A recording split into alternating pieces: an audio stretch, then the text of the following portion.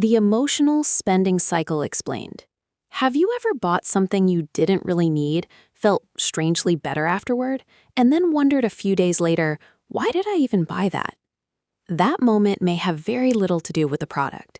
It may have everything to do with how you were feeling before you bought it. Imagine you get paid after a stressful month. You are tired, frustrated, and you've been telling yourself that you deserve a reward. Then you see something online you've wanted for a while. You think, I deserve this. You buy it. For a moment, you feel better. And that's the trap. Emotional spending often works like a tiny emotional escape. The purchase gives your brain something immediate: excitement, comfort, control, or a sense of reward. But the feeling doesn't last. A few days later, you look at your account and realize that money could have gone toward your emergency fund, savings, or investments. Now you feel regret. And that regret creates stress. And here's where the cycle gets interesting. Stress can become another emotional trigger, which can lead to another purchase. So the cycle becomes emotion, trigger, spending, temporary relief, regret, financial stress, then another emotional trigger. The problem isn't simply that you spent money. The deeper problem is that money became a tool for managing emotions.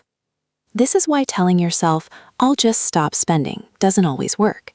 You are trying to remove the behavior without understanding the emotional need underneath it. Maybe you're not actually craving the product. Maybe you're craving relief. Maybe you're not trying to buy something. Maybe you're trying to reward yourself after a difficult day. And once you recognize that difference, you gain something powerful, a moment to choose. Before making an emotionally driven purchase, ask yourself one simple question. Do I actually want this, or do I want to change how I feel right now? That question can create enough distance between the emotion and the purchase to make a different decision. And intentional spending doesn't mean never enjoying your money. It means you decide where your money goes before your emotions decide for you. Because building wealth isn't only about knowing how to save or invest. It's also about understanding the psychology that determines whether you actually have money left to save and invest. The next time you feel that sudden urge to buy something, don't immediately fight the feeling. Pause. Ask what you're really trying to buy. Sometimes the answer isn't an object. It's an emotion.